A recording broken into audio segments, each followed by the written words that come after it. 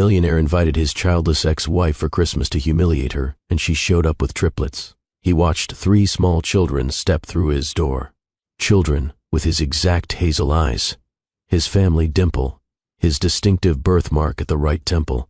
His ex-wife Piper stood calmly behind them, her hand resting gently on one small shoulder. She met his gaze across the silent room. Garrett's voice came out strangled. "What is this?" Piper's response was steady, clear enough for everyone to hear. "These are your children, Garrett. Declan, Hadley, and Sutton Hayes Collins. They're 4 years old. The IVF cycle worked after all. I found out I was pregnant 3 weeks after you left me for being defective." The room erupted in gasps. Garrett's new wife, Kendall, grabbed his arm, her perfectly manicured nails digging into his expensive suit jacket. "This is insane. This is some kind of scheme." One of the little girls, with wild curls framing a face that was an exact feminine version of Garrett's childhood photos, looked up at him with curious eyes. "Are you our daddy? Mommy has pictures of you. You look just like us." Garrett couldn't breathe, couldn't think. The perfect Christmas party he'd orchestrated specifically to humiliate his childless ex-wife had just detonated in his face. Because she wasn't childless. She'd never been childless. And these 3 small strangers staring at him with his own eyes were about to destroy everything he'd built. But here's what Garrett didn't know yet. These children weren't going to destroy his life. They were going to save it. Have you ever set up the perfect moment to prove someone wrong, only to discover you were the one living a lie? Have you ever been so sure you were the victim of your own story that you never realized you were actually the villain?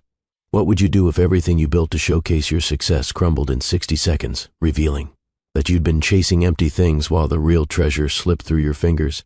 This is a story about a man who measured his worth by his bank account and lost everything that actually mattered. It's about a woman who was called broken but built something beautiful anyway. And it's about 3 small children who taught a millionaire what legacy really means. But before we dive into how one Christmas party changed 6 lives forever, I need you to do something. If you've ever made a mistake you thought you couldn't come back from, hit that like button right now. If you believe people can change, that redemption is possible even when you've hurt the people you should have loved. Subscribe to Love and Twilights with Dr. Phillips. And drop a comment telling me, have you ever gotten a second chance you didn't deserve? Let's build a community of redemption stories right here. Every week I bring you stories that don't just entertain, they transform.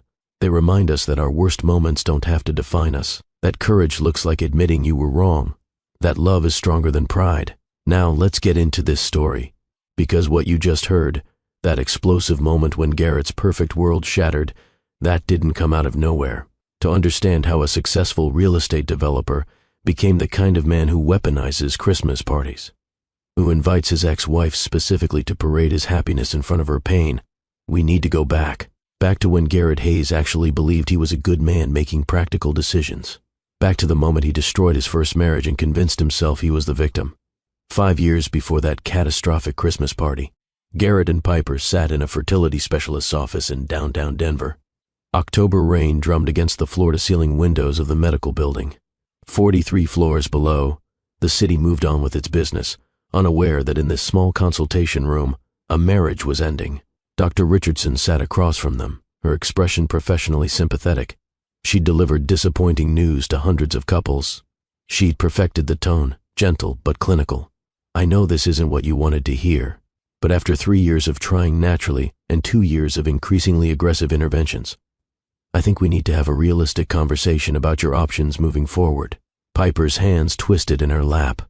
Her voice was barely above a whisper. So the last IVF cycle didn't work. Dr. Richardson glanced at her computer screen. The embryo quality was excellent. Everything looked promising. But no, you're not pregnant. Sometimes there's no clear medical explanation. We call it unexplained infertility. It doesn't mean impossible. It just means we haven't identified the specific barrier. What are the odds if we try again? Garrett asked. His voice was flat, emotionless. He'd already made his decision. This question was just procedure. Dr. Richardson hesitated. Statistically, after this many failed cycles, the odds of success with another round are less than 15%. But I've seen miracles happen. I've had patients succeed on their 6th, 7th, even 8th attempt. 15%. Garrett stood up abruptly. Thank you for your time, doctor. We'll discuss our options and get back to you. Piper looked up at him, confusion and hope warring on her face. We're not deciding now. We're done here. Garrett's tone left no room for argument. He walked out of the office without waiting for her. They sat in Garrett's Tesla in the parking garage for 20 minutes.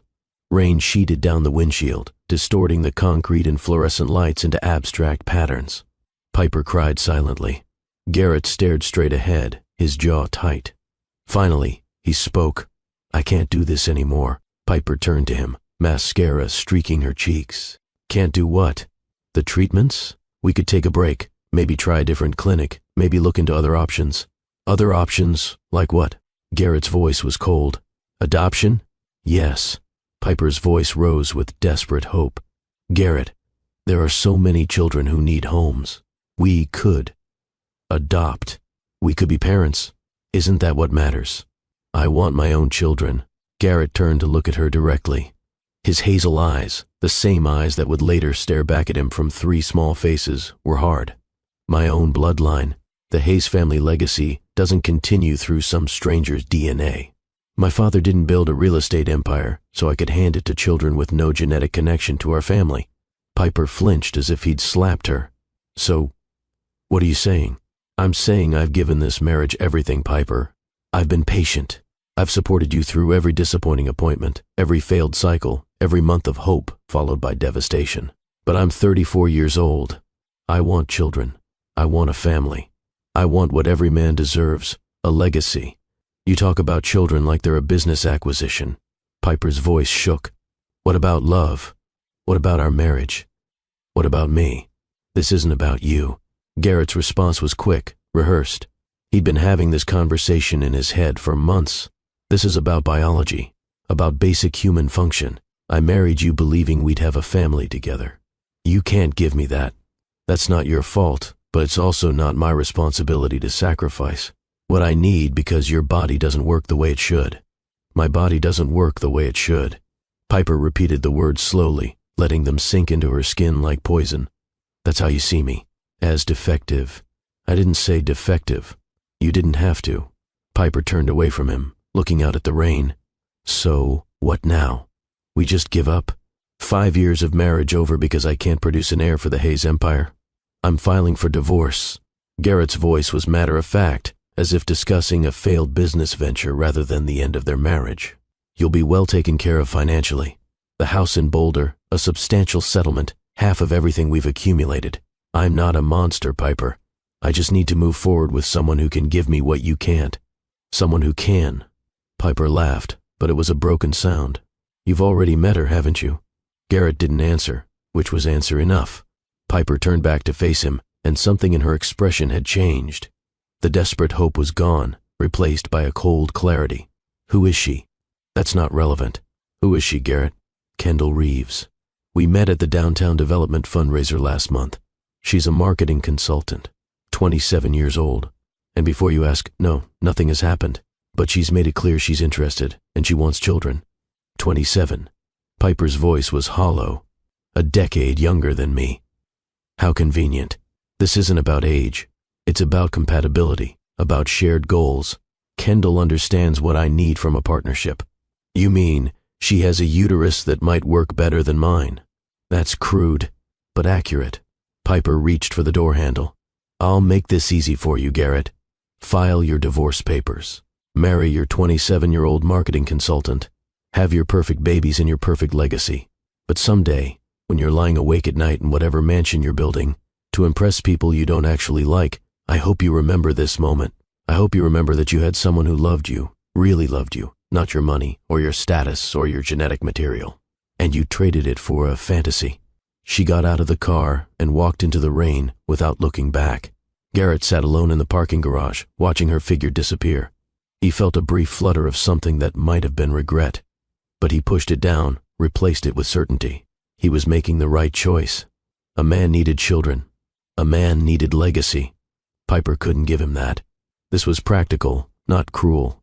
He had no idea that in 3 weeks, Piper would take a pregnancy test with, shaking hands, and discover that the IVF cycle had worked after all.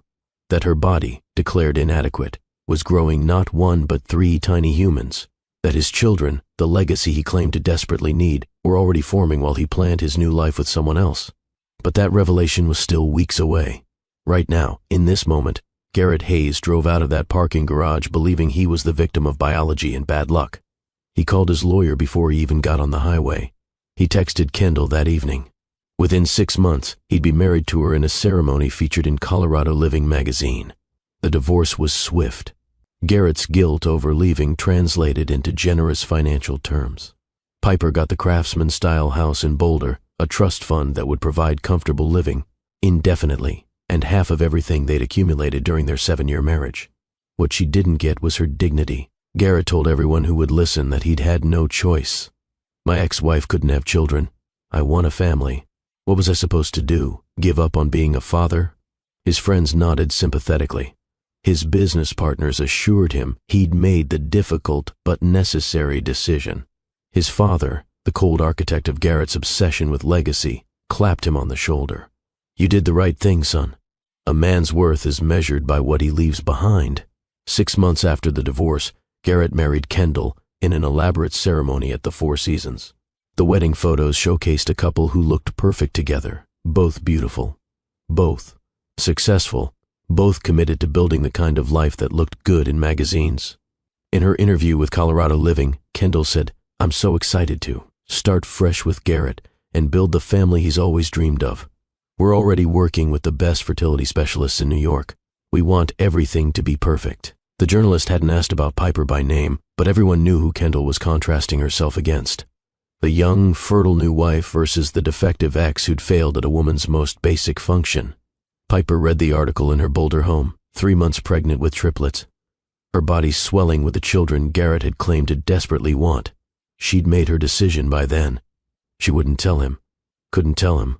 Not because she wanted revenge, though there was some of that in her heart, but because she couldn't bear the thought of her children growing up with a father whose love was conditional, who measured worth by biology and bloodlines, who discarded people who didn't serve his needs. She consulted a lawyer, a sharp woman named Rebecca Chen, who specialized in family law. Rebecca reviewed the details carefully. Colorado law typically requires paternal notification, but there are exceptions. Did Garrett make any statements during your marriage about refusing to raise children conceived through certain methods? Piper thought back to their many painful conversations. He said multiple times, including in marriage counseling, that he would never adopt, that he would only raise children who were biologically his, that anything else would be accepting someone else's cast-offs.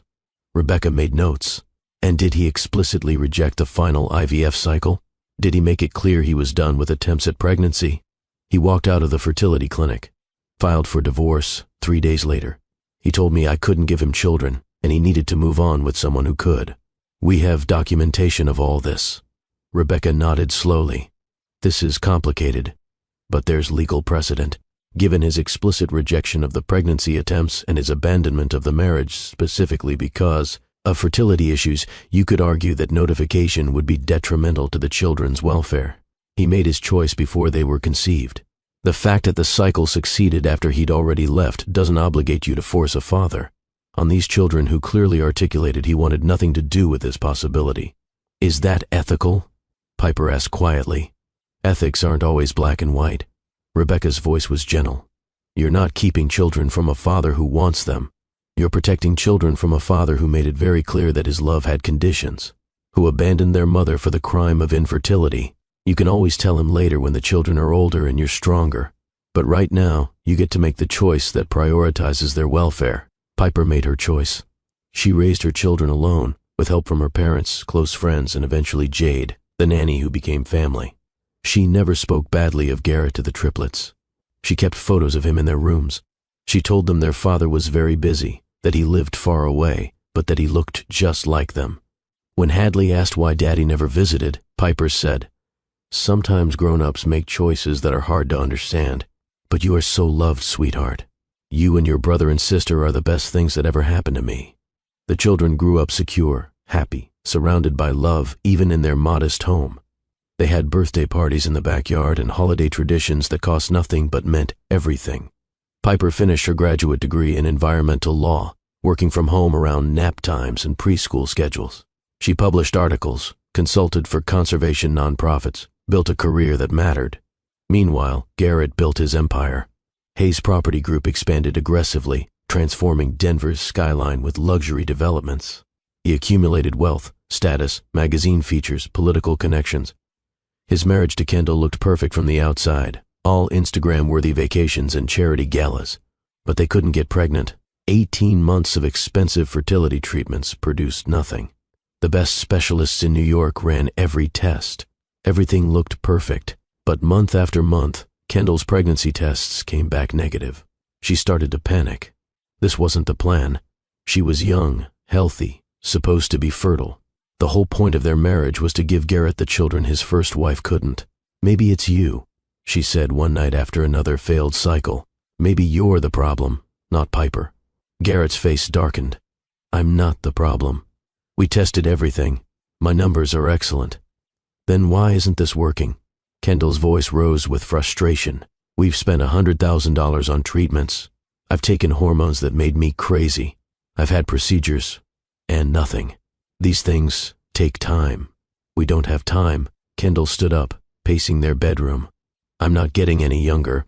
What if I can't give you children either? Are you going to leave me too? Trade me in for a 22-year-old? Don't be ridiculous." "I'm not being ridiculous. I'm being realistic. You have a pattern, Garrett. When things don't go your way, you walk away. That's not fair, isn't it?" Kendall turned to face him. "You built our entire relationship on the promise that I could give you what Piper couldn't. What happens if I fail too?" "You won't fail." Garrett's voice was firm, but doubt had crept in.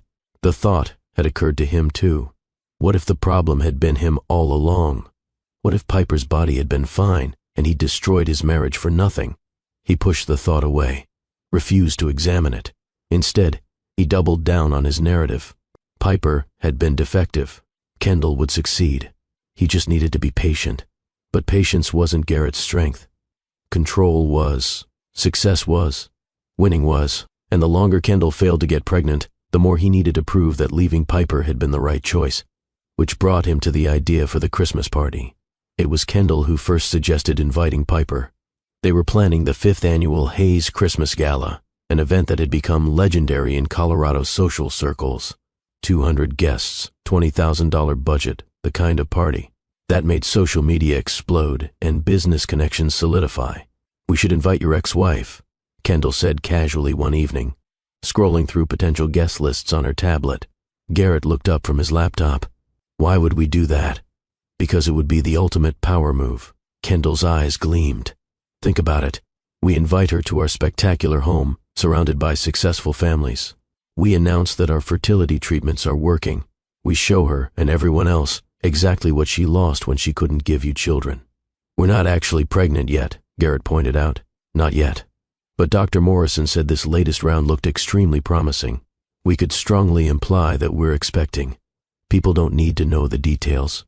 And even if we're not officially pregnant by Christmas, just seeing our life, our success, our future, it will destroy her."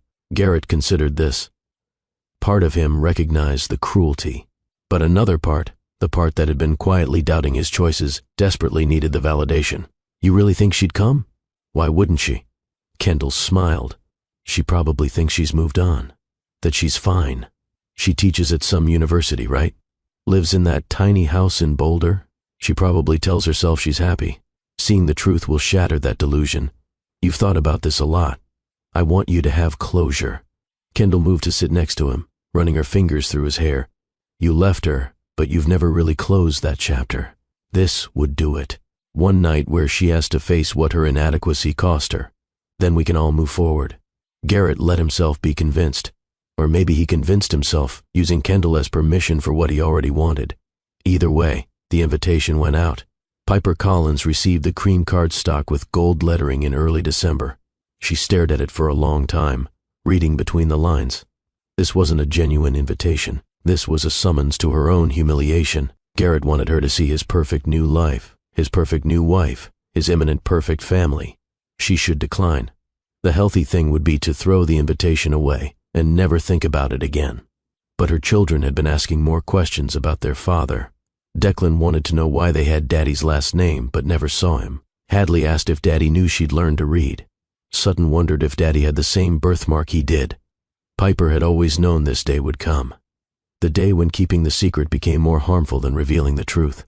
Her children deserved to know their father. And Garrett, for all his flaws, deserved to know he had the legacy he'd claimed to want so desperately. She called Rebecca, her lawyer. "I'm thinking about telling Garrett about the children." Rebecca was quiet for a moment. "What changed?" "He invited me to a Christmas party, specifically to show off his perfect life and make me feel inadequate for being childless. It seems like the right time for the truth. That's quite the revelation venue. You sure you want to do it so publicly?" "He made our divorce public. He told everyone I was defective. Fair is fair. I'm not sure fairness should be your primary motivation here." "What about the children?" "They've been asking about him more. They're 4 now, old enough to start understanding. And honestly, Rebecca, I'm tired. Tired of carrying this secret. Tired of protecting a man who didn't protect me. Tired of wondering if I'm doing the right thing by keeping his children from him. So this isn't about revenge. It's about truth." Piper's voice was firm. "He orchestrated this party to humiliate me for being childless. I'm simply going to show him I'm not." Rebecca sighed. "You'll need to prepare the children. This will be overwhelming for them." "I know. I'll talk to them, help them understand, and I'll have Jade with me for support." "What about after?" "Garrett will want custody, visitation. This opens a huge legal situation. Then we'll handle it." Piper felt a strange calm settle over her. "I've been making all the decisions alone for 4 years. Maybe it's time he stepped up and participated." Over the next 2 weeks, Piper prepared her children for the biggest moment of their young lives. She sat them down in the living room, their favorite space with the worn couch and handmade artwork on the walls. "Do you remember how we've talked about your daddy? How I've shown you pictures?" 3 small heads nodded. They sat close together on the couch, the way they always did when something felt serious. "Well, we're going to meet him. Really meet him. In person." Hadley's eyes went wide. "Really? When?" "In 2 weeks. There's a big Christmas party at his house. We're all going to go." "All of us?" Declan asked, his analytical mind already working. "You and me and Hadley and Sutton?" "Yes, all of us together." "Is he going to live with us now?" Sutton's voice was small, uncertain. "No, sweetheart." Piper pulled him close. "Your daddy and I aren't married anymore. We don't live together. But he should know about you. And you should know him." "Why didn't he know about us before?" Hadley asked. The question Piper had been dreading. "Because things were complicated." Piper chose her words carefully. "When you were born, Daddy was building a different life. I made a choice to raise you by myself for a while. But now you're getting bigger, asking more questions. It's time for him to meet the amazing children he has. What if he doesn't like us?" Sutton's fear was the fear Piper had been carrying for 4 years. "Oh, baby." Piper knelt in front of her children, gathering all 3 into her arms. "He's going to love you. You're smart and funny and kind and creative. You're the best kids in the world. We look like him, right?" Declan touched his own face, the face that was indeed a small-scale version of Garrett's. "You said we have his eyes and his smile." "You do.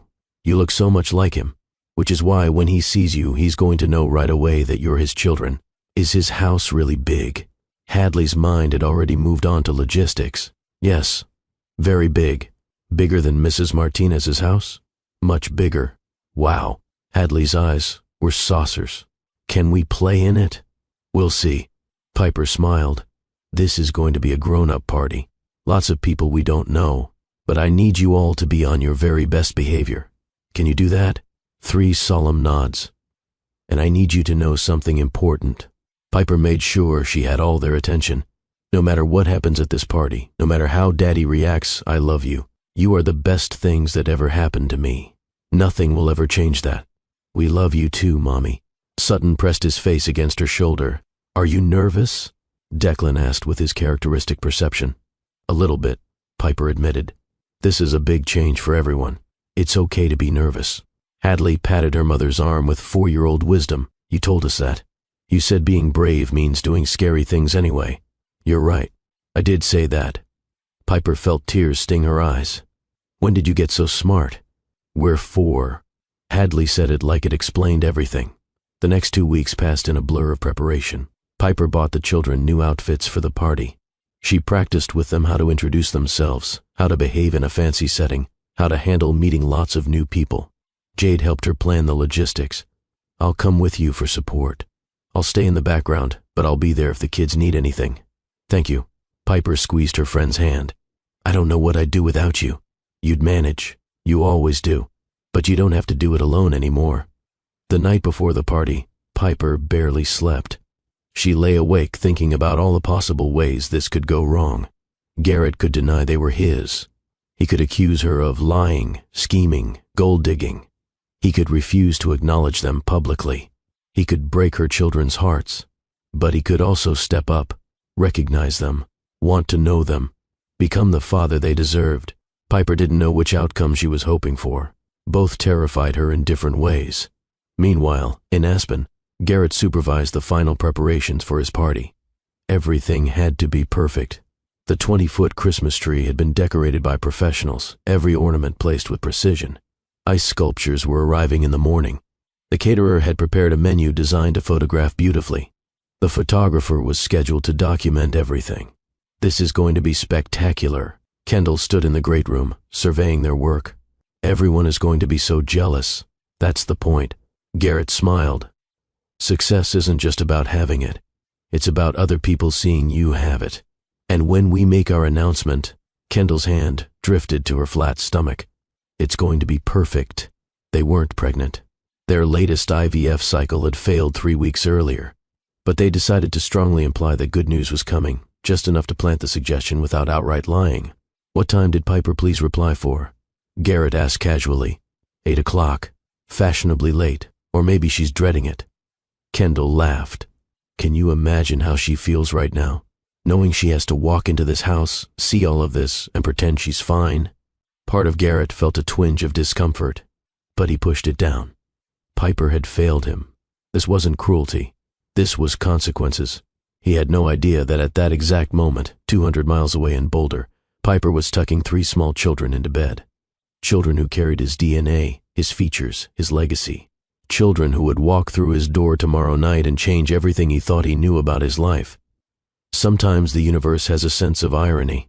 Sometimes karma doesn't come as punishment, but as revelation. And sometimes the thing you thought you wanted most is standing right in front of you, just not in the package you expected.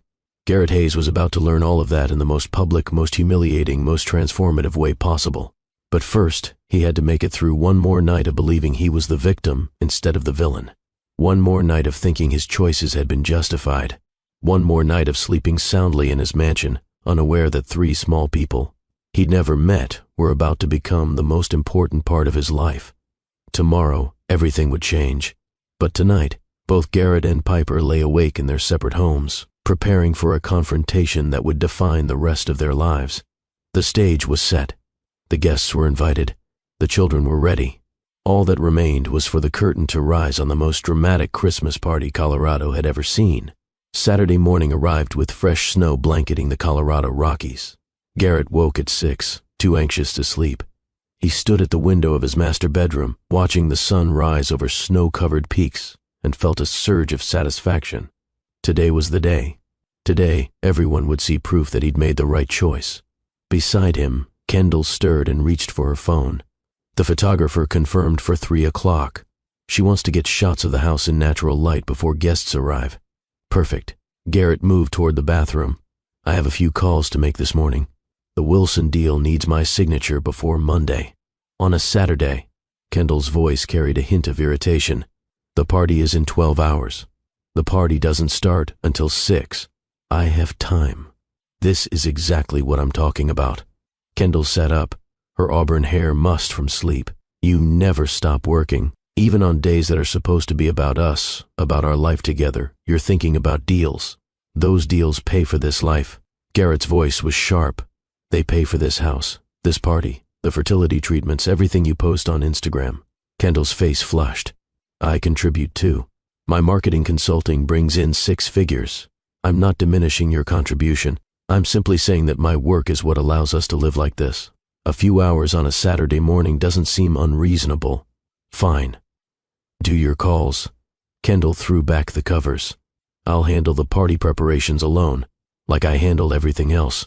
She disappeared into the bathroom. closing the door with more force than necessary. Garrett sighed. Their marriage had become a series of these small battles, each one about something trivial but actually about everything underneath.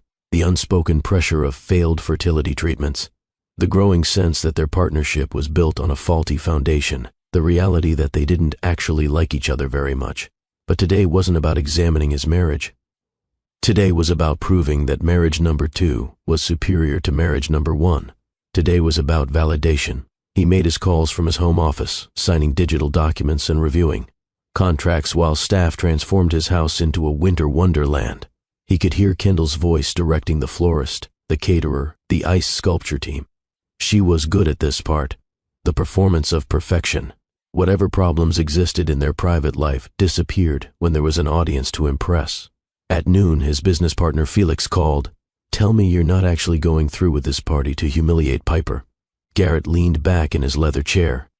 "I'm hosting my annual Christmas gala. If Piper feels uncomfortable seeing my success, that's not my responsibility.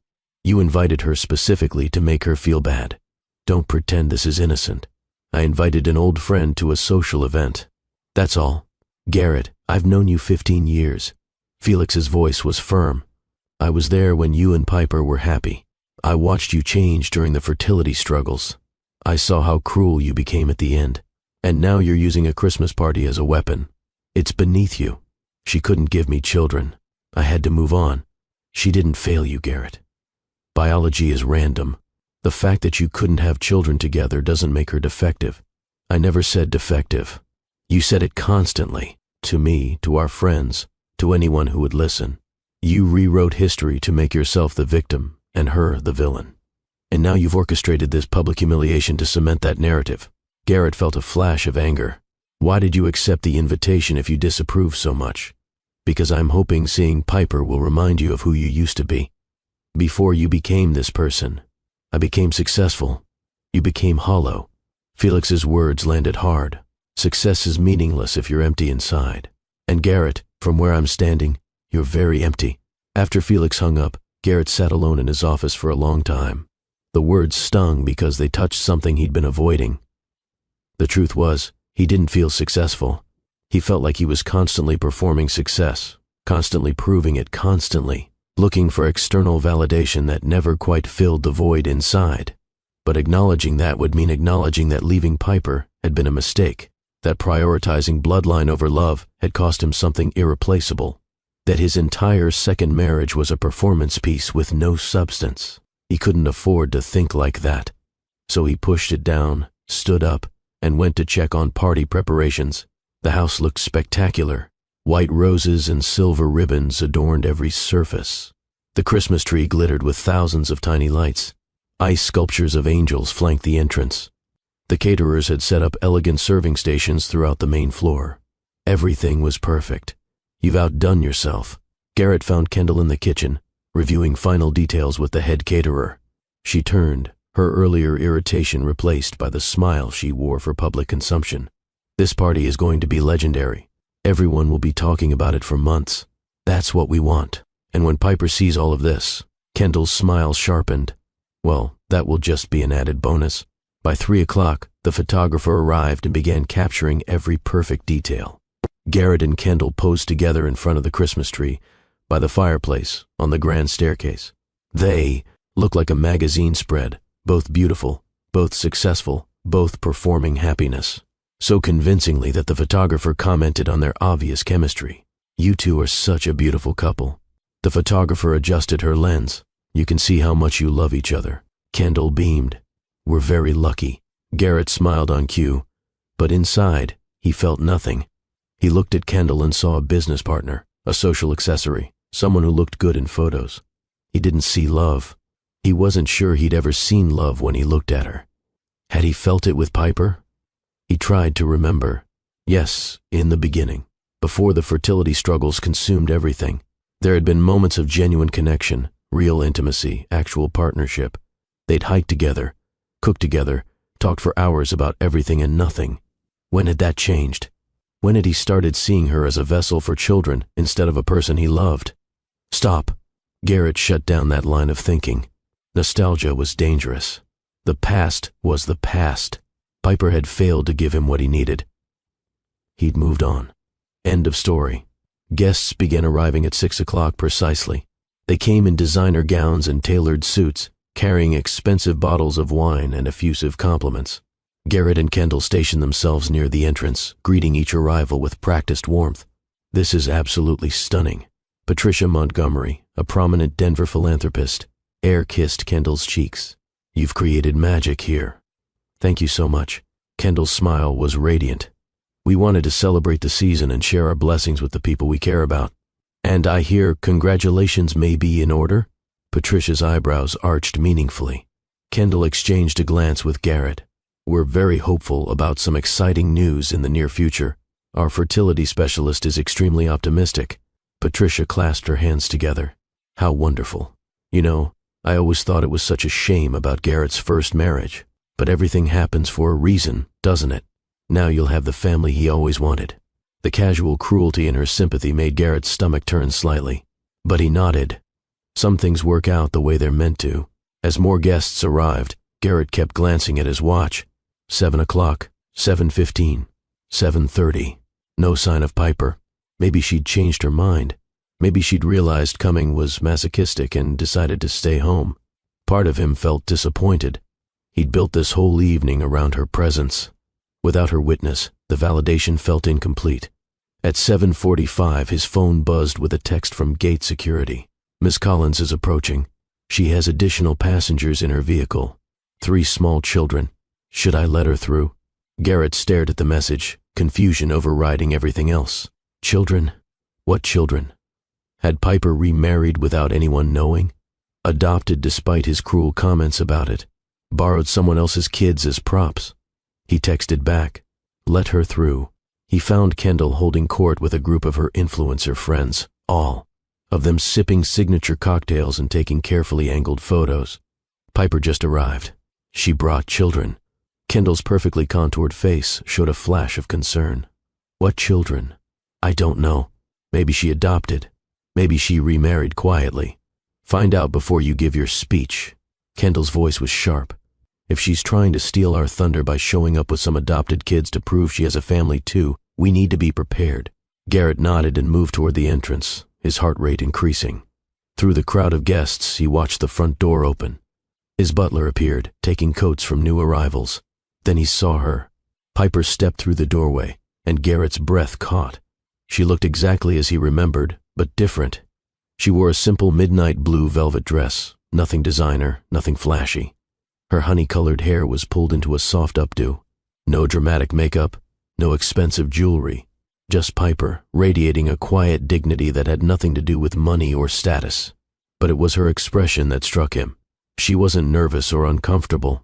She looked calm, centered, almost serene, like she knew something he didn't. Behind her, a woman in simple black, clearly a nanny or assistant, helped 3 small children remove their winter coats. Garrett's world stopped. 3 children stood in his entrance hall, looking around with wide eyes. 2 girls and a boy, all around 4 years old. They wore coordinating outfits, the boy in a tiny suit with a burgundy bow tie, the girls in burgundy and navy dresses. But it was their faces that made Garrett's champagne glass start to shake in his hand. They had his eyes. Exact replicas of the hazel eyes he saw in the mirror every morning, complete with the distinctive gold flecks around the pupils. They had his dimple, the Hayes family dimple that appeared in his left cheek when he smiled, that his father had, that his grandfather had. One of the boys had his birthmark, a small distinctive mark at the right temple, usually hidden by Garrett's hairline but visible in childhood photos. They looked like someone had taken Garrett's childhood photos and brought them to life. They were living, breathing copies of him at age 4. The room was starting to notice. Conversations faltered. Heads turned. Someone gasped. Piper met his eyes across the crowded room. She bent down, speaking quietly to the children, then straightened and began walking toward him. The children followed, holding hands in a chain. Garrett's mind raced through impossible explanations. This couldn't be what it looked like. It was biologically impossible. Piper couldn't have children. That's why their marriage ended. These children couldn't be his because Piper had been infertile. Except the evidence was walking toward him with his own face staring back at him 3 times over. The crowd parted, creating a path between them. The room had gone almost completely silent. 200 guests watched the scene unfold with undisguised fascination. Garrett tried to speak, but no sound came out. He cleared his throat, tried again. His voice came out strangled. "Piper." "Hello, Garrett." Her voice was steady, clear. "Thank you for the invitation." His eyes dropped to the children, then back to her face. "Who are these children?" Piper's hand rested gently on one small shoulder. "These are your children, Declan, Hadley, and Sutton Hayes Collins. They're 4 years old." The room erupted in gasps and whispers. Garrett felt Kendall appear at his side, her nails digging into his arm. "What?" Kendall's voice was shrill. "This is insane." "What is she talking about?" Piper continued calmly, as if delivering a weather report instead of detonating a bomb. "The final IVF cycle we did before you left me, it worked after all. I found out I was pregnant 3 weeks after our divorce was finalized. Triplets. The doctors called it a medical miracle." "No." Garrett's voice was barely a whisper. "That's impossible. You couldn't get pregnant. We tried for years. Apparently we just needed patience." Piper's voice carried a hint of irony. "Sometimes things take time. Sometimes they work right when you've given up hope." One of the little girls, with wild curls and Garrett's exact facial structure, looked up at him with open curiosity. "Are you our daddy? Mommy has pictures of you. You look just like us." Garrett stared down at her. This small person with his eyes, his dimple, his features. She looked so much like his childhood photos that it was disorienting, like looking at a mirror that reflected the past instead of the present. "This is a scheme." Kendall's voice rose, drawing attention from every corner of the room.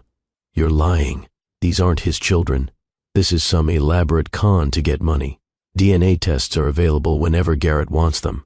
Piper's voice remained calm, though I think the resemblance speaks for itself. 3 sets of identical hazel eyes. The Hayes, dimple. Sutton even has the family birthmark at his right temple.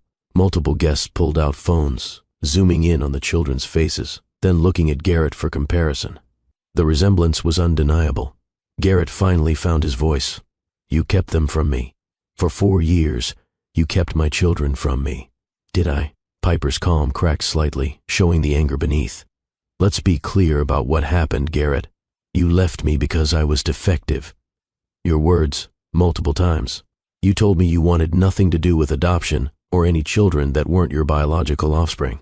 When I discovered I was pregnant, you were already engaged to Kendall, already telling everyone how you needed to move on with someone who could give you the family I couldn't. So yes, I made a choice. I chose to protect my children from a father who'd proven his love was entirely conditional. They're my children." Garrett's voice rose. "You had no right. I had every right." Piper's voice rose to match his. "You abandoned their mother. You made it crystal clear you wanted nothing to do with the possibility of children from our final IVF cycle. You left, Garrett. You chose your pride and your bloodline obsession over our marriage. I just followed through on the choice you already made." One of the boys, quieter than the others, stepped slightly forward. His voice was small but clear. "Mommy said you were very busy. That's why you couldn't visit us." The simple statement cracked something in Garrett's chest. This small boy with his eyes, offering innocent understanding for an absence that had nothing to do with being busy and everything to do with Garrett never knowing he existed. "I didn't know." The words came out hoarse. "I didn't know you existed, because you didn't ask." Piper's voice softened slightly. "You left and never looked back. You were so busy proving I was the problem that you never considered you might have gotten exactly what you said you wanted." The crowd was absolutely silent. Phones were everywhere, recording every moment. This would be all over social media within minutes. The Colorado business community would be buzzing with this story for months. Felix appeared at Garrett's shoulder, his face a mixture of shock and something that might have been satisfaction. "Tom, maybe we should take this somewhere private." But the third child, the other girl, spoke up before anyone could move. Her voice carried in the silent room. "We brought you a Christmas present. Do you want to see it?" The innocent question, delivered with such hopeful sweetness, made several guests tear up. Here was a child meeting her father for the first time, excited to give him a gift, unaware of the magnitude of drama unfolding around her. Garrett looked down at her, at this small person who was genetically his daughter but a complete stranger. Kendall grabbed his arm harder. "Garrett, we need to talk. Now. Privately." But Garrett couldn't look away from the children. Three small faces watching him with varying degrees of hope, curiosity, and uncertainty. His children, his legacy, everything he'd claimed to want so desperately, standing in front of him while he'd been married to someone else, building a life that excluded them entirely. The butler appeared, looking flustered. "Mr. Hayes, shall I? The children probably need. Would you like me to arrange something?" The nanny, who had been standing quietly in the background, spoke up. "The children should eat soon. It's past their normal dinner time." Piper nodded. "We'll go." This was overwhelming enough. "Children, say goodnight." Wait. The word escaped Garrett's mouth before he'd consciously decided to speak. "Please wait." Piper turned back, one hand on each girl's shoulder, the boy holding her dress. Her expression was guarded.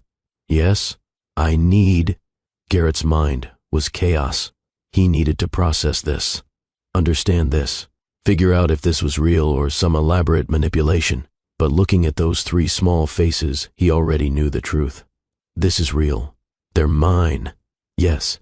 Piper's voice was quiet now, almost gentle. "They're yours. Why now? Why come here tonight?" "Because you invited me here to humiliate me for being childless." Piper's calm mask slipped, showing the pain underneath. "You wanted to parade your perfect life in front of my failure. I thought it was time for the truth.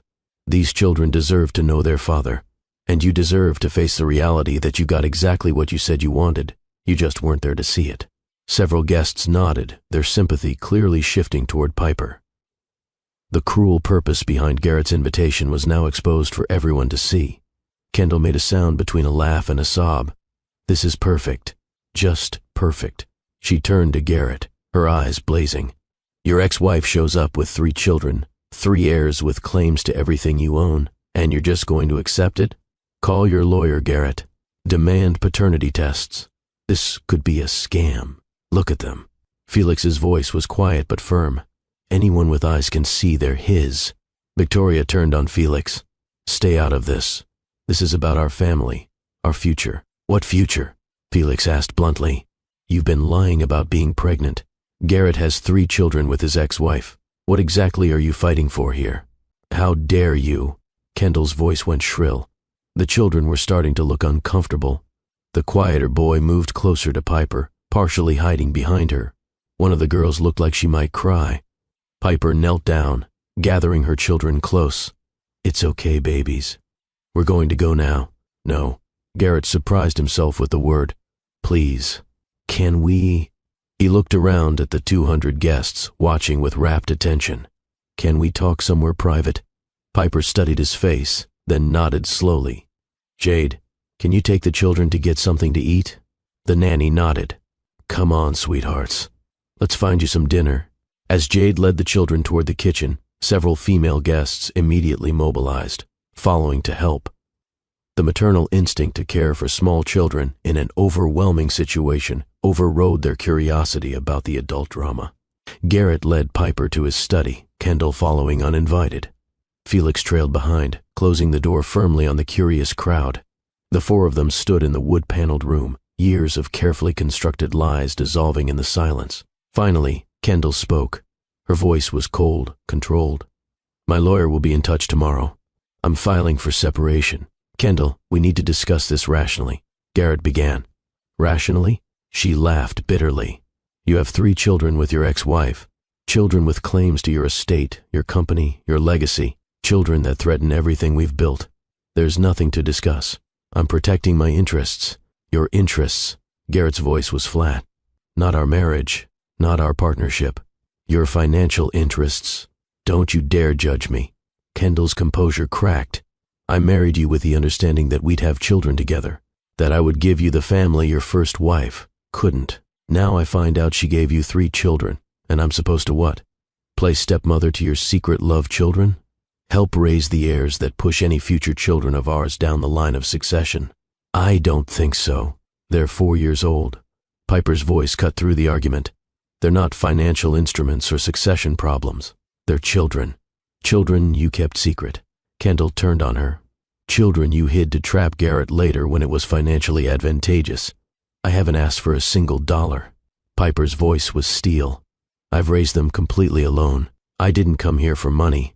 I came here because they deserve to know their father, and he deserves to face the consequences of his choices. My choices? Garrett found his voice. You made the choice to hide them, after you made the choice to leave me for being infertile. Piper turned to face him directly. You destroyed our marriage, Garrett. You called me defective. You told everyone I'd failed you. When I found out I was pregnant, you were already engaged to her, already building your perfect new life. Was I supposed to call you up and force myself back into your world? Force my children to have a part-time father who'd already proven he only loved conditionally? I would have wanted to know. Would you? Piper's laugh was bitter. Really? While you were planning your wedding to Kendall, announcing to everyone that you finally found someone who could give you children, I was supposed to tell you that actually, I was pregnant with triplets. How do you think that would have gone? Garrett opened his mouth, then closed it. He tried to imagine receiving that news while engaged to Kendall. Would he have been happy? Or would he have felt trapped, obligated, resentful? The honest answer made him sick to his stomach. Felix spoke quietly. What matters now isn't who was right or wrong in the past. What matters is those 3 children who just met their father for the first time. What happens next? Garrett turned to the window, looking out at the darkness and falling snow. What happens next? He had 3 children. 3 small people who shared his DNA, the legacy he'd claimed to desperately want. And he felt completely unprepared, totally overwhelmed, utterly lost. I don't know, he admitted. Well, I know. Kendall's voice was decisive. I'm leaving tonight. I'll stay at my mother's in Denver. My lawyer will contact yours Monday morning. I want a clean separation, Garrett. Fast and generous. You have your heirs now. Let me go. She walked out without waiting for a response. Moments later they heard raised voices in the main room, then the sound of the front door opening and closing. Felix moved toward the door. I'll tell the remaining guests the party's over. You 2 need time to figure this out. After Felix left, Garrett and Piper stood in silence. Finally, Garrett spoke. How is this real? How did you carry triplets and give birth and raise them for 4 years without anyone telling me? I moved to Boulder, kept a low profile. My parents helped. Close friends helped. The children don't have a social media presence. I was careful, but someone must have known. Someone must have seen. People saw a single mother with triplets, not your triplets specifically, and the few people who might have connected the dots, they kept my secret because they understood why I needed it kept. Garrett turned to face her. Were you ever going to tell me? Yes. Piper's voice was quiet. I always knew someday I would. The children deserved to know their father, and honestly, I was getting tired of carrying the secret. When your invitation arrived, so obviously designed to humiliate me, it felt like the right time. You wanted to prove I'd failed. I wanted to show you the truth. Mission accomplished. Garrett's voice was hollow. Everyone saw. Everyone knows. By tomorrow, this will be all over Denver. The business community, social media, everything. Is that what you're worried about? Your reputation? Shouldn't I be? Garrett asked. I just found out I have 3 children I never knew about. My wife just left me. My perfect life just imploded in front of 200 witnesses.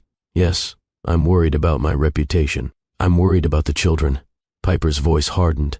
I'm worried about 3 4-year-olds who just met their father in the most overwhelming circumstances possible. I'm worried about how this trauma might affect them. Your reputation is not my priority. They're my children too. I should have a say in decisions about their welfare, then show up and earn that say. Piper moved toward the door. You've been absent their entire lives. You don't get to walk in now and start making demands. If you want to be their father, actually be their father. Show up. Be consistent. Put them first instead of your ego. She opened the door, then paused. We're staying at the Aspen Inn tonight. Tomorrow we're driving back to Boulder. If you want to see them again, call me. We'll arrange something appropriate. But Garrett, hear this clearly. I will protect my children from anything and anyone that threatens their emotional well-being, including you. So if you're going to participate in their lives, you better be ready to actually be a parent, not just collect heirs. She walked out, leaving Garrett alone in his study. He sank into his leather chair, head in his hands. Through the walls he could hear the sounds of his party dissolving, guests leaving, staff cleaning up, Felix's voice directing people toward the door. His perfect evening had become a catastrophe. His perfect life had been revealed as a facade. His perfect new marriage had ended before dessert was served. And somewhere in his kitchen, 3 small children who shared his DNA were probably eating chicken nuggets, unaware that their existence had just destroyed everything their father had built to prove he'd made the right choice in abandoning their mother. Garrett sat alone in the wreckage of his own creation and finally, for the first time in 5 years, let himself feel the full weight of what he'd done. Garrett Hayes sat alone in his study until 3 in the morning. The house was silent now. The caterers had cleaned everything and left. The guests had all gone home, undoubtedly texting and calling each other about the most dramatic party of the decade. Felix had checked on him twice, said nothing both times, just stood in the doorway looking concerned before leaving again. The ice sculptures had melted into puddles on the marble entryway. The perfect Christmas tree still glittered in the empty great room. The expensive decorations that were supposed to showcase his success now felt like props in a stage play that had ended badly. Garrett's phone had been buzzing nonstop for hours. Text messages, voicemails, emails. He ignored all of them. Instead, he sat in the darkness and forced himself to think about 3 small faces. Hazel eyes looking up at him with hope and uncertainty. A little girl asking if he wanted to see the present they brought. A little boy explaining that Mommy said Daddy was just busy. They thought he'd been busy, not absent, not uncaring, just busy. Piper had protected him in their narrative, given him an excuse that preserved their ability to love him. He didn't deserve that kindness. His phone rang again. This time he looked.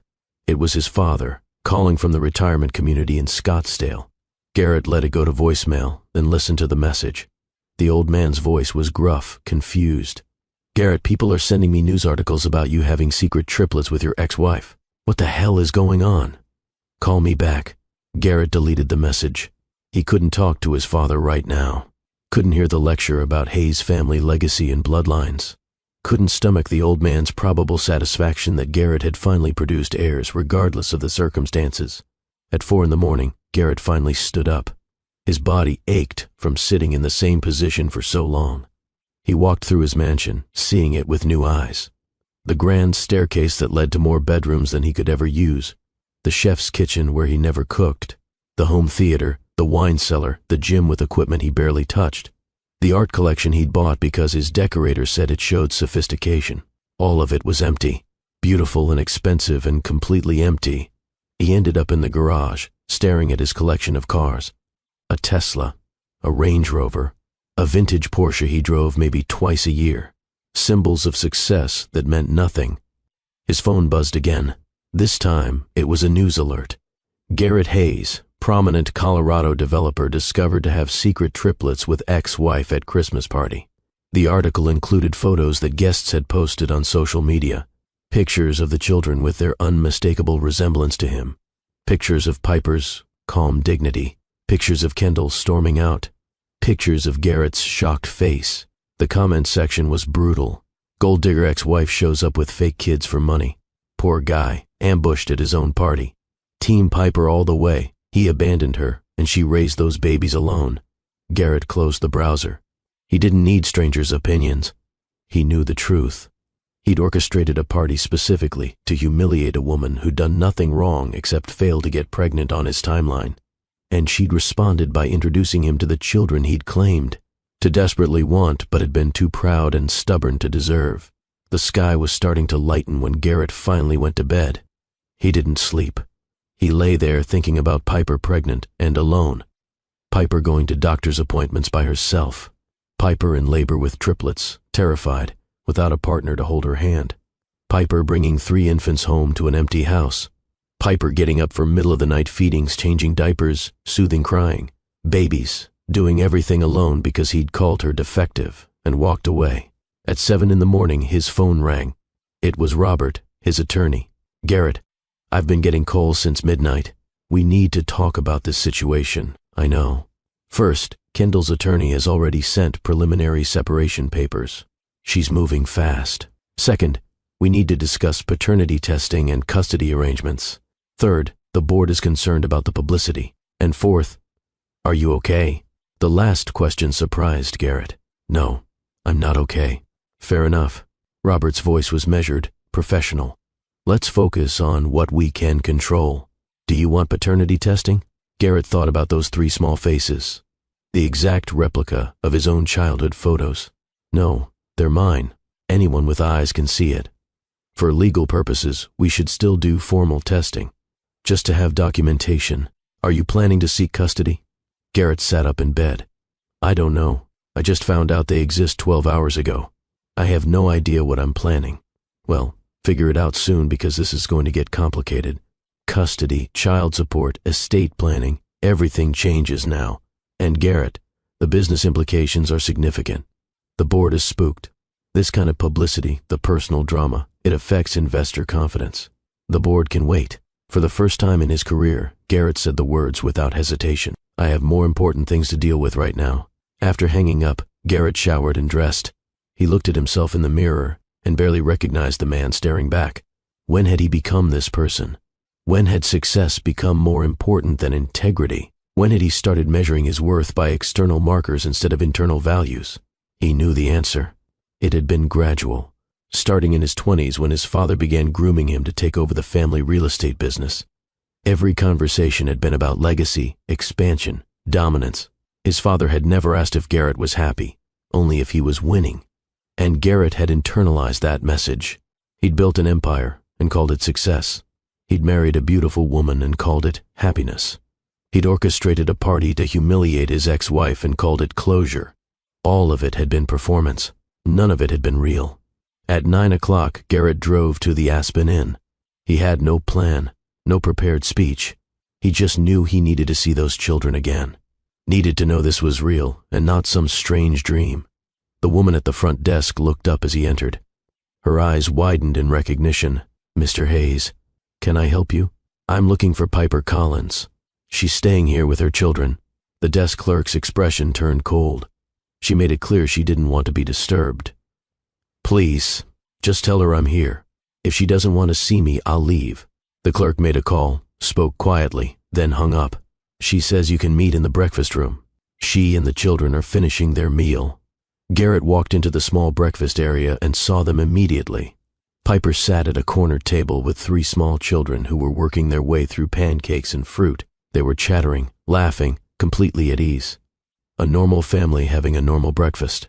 Piper looked up as he approached. Her expression was guarded but not hostile. She said something to the children, who all turned to look at him. Good morning. Garrett's voice came out uncertain. The boldest girl, Hadley he remembered, waved. Hi. Are you here to have breakfast with us? If that's okay with your mother. Piper studied him for a long moment. You can sit. We're almost done. Garrett pulled up a chair. Up close, in morning light, the resemblance was even more striking. All 3 children had inherited different combinations of his and Piper's features, but the Hayes genes were dominant. The eyes, the dimples, the shape of their faces. Did you sleep okay? He asked, then felt stupid. Of course they hadn't slept okay. They'd just been through a traumatic experience. We slept great. Hadley was clearly the spokesperson. The hotel has a pool, but Mommy said it was too late last night. Can we swim this morning? We're driving back to Boulder this morning. Piper's tone was firm. You have preschool tomorrow. I don't want to go to preschool. I want to swim. Hadley's face scrunched up in preparation for an argument. Hadley rose. That's not how we talk. Piper's voice was gentle but left no room for negotiation. We're leaving at 10 o'clock. You can choose your car activity, book, or music, but we're not swimming today. Garrett watched the interaction with fascination. This was parenting. Real, everyday parenting. Not the abstract concept he'd fantasized about, but the actual work of setting boundaries. Managing disappointment, guiding small humans through their feelings. The quieter boy, Sutton, was watching Garrett with solemn eyes. Are you going to live with us now? The question created silence at the table. Piper set down her coffee cup. The other 2 children stopped eating, waiting for the answer. No, buddy. Garrett's voice was soft. I'm not going to live with you. Your mom and I aren't married anymore, but I would like to spend time with you, to get to know you, if that's okay. Okay. Sutton returned to his pancakes, apparently satisfied with that answer. The 3rd child, Declan, spoke up. His voice was analytical, precise. Do we call you Dad or Garrett or Mr. Hayes? What would you like to call me? Hadley jumped in. Dad, because that's what you are. The word hit Garrett harder than he expected. Dad. He'd wanted that title for so long, had blamed Piper for denying it to him. Now it was being offered by a 4-year-old who didn't know she had the power to destroy him with that single syllable. Dad is good. His voice was rough. I'd like that. After breakfast, Piper walked Garrett outside while Jade supervised the children packing their things. They stood in the hotel parking lot, awkward and uncertain. I don't know how to do this, Garrett admitted. I don't know how to be a father. Neither did I when they were born. Piper's voice was matter of fact. You learn. You show up. You put them first. You make 1,000 mistakes and apologize and try to do better. Will you let me? Will you let me try? Piper was quiet for a long time. Finally, she spoke. I brought them to your party because they deserve to know their father. But Garrett, I meant what I said last night. I will protect them from anything that threatens their emotional well-being. If you're going to do this, you have to actually do it. Not halfway, not when it's convenient. You have to show up consistently, reliably, selflessly. I understand. Do you? Because showing up for children is nothing like showing up for business meetings. They don't care about your schedule or your priorities. They need you when they need you, not when you can fit them in. I'll make the time. And you can't just throw money at them.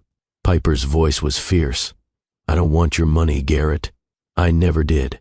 I want them to have a father who actually parents them, who knows their favorite foods and their fears and their dreams, who shows up to preschool events and doctor's appointments, who does the boring, hard, everyday work of being a dad. That's what I want too. Garrett met her eyes. I know you don't believe me. I know I have to prove it. But Piper, looking at them, seeing them, I finally understand what I've been missing. Not heirs or legacy or bloodline. Actual children. Small people who need love and guidance and presence. I want to be that for them. I just need you to teach me how. Piper's expression softened slightly. We'll start small. Video calls twice a week. Then maybe a visit in Boulder. We'll build from there. Thank you. Garrett's voice broke. Thank you for giving me a chance I don't deserve. I'm not giving you a chance for you. I'm giving you a chance for them. They deserve a father. Don't make me regret this. She walked back inside, leaving Garrett standing in the parking lot as snow began to fall again. By the time Garrett drove back to his mansion, the story had exploded across Colorado media. Local news stations were running segments. Social media was in a frenzy. His phone had over 200 messages. He ignored most of them. But he couldn't ignore the one from his board of directors requesting an emergency meeting. Monday morning, Garrett sat in the conference room at Hayes Property Group headquarters in downtown Denver. The 12 board members looked at him with varying expressions of concern, disapproval, and in Felix's case, sympathy. Walter Green, the oldest board member and most influential voice, spoke first. Garrett, we've called this meeting to discuss the events of this weekend and their impact on the company. I understand. Garrett's voice was steady. I'm prepared to address any concerns. The concerns are significant. Walter leaned forward. Our stock price dropped 15% in pre-market trading this morning. Several major investors have called asking about leadership stability. This personal situation is affecting business confidence. I take full responsibility for the situation. This isn't about responsibility. Another board member, Catherine Liu, spoke up. It's about judgment. You invited your ex-wife to a party specifically to humiliate her. That shows a level of cruelty that makes us question your character. And the fact that you have 3 children you knew nothing about raises serious questions about your personal life management. I didn't know about the children.